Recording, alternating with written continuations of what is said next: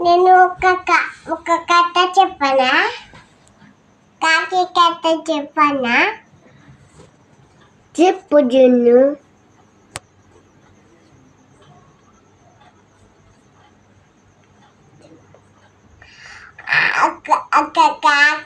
ఒక కాకి వచ్చిందంట.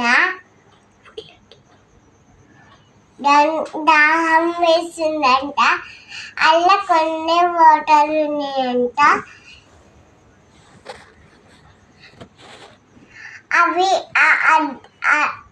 ఆ కాకి రాయిలో అవన్నీ రాయిలు ఉంటే అవన్నీ వేసేసిందంట కుండల.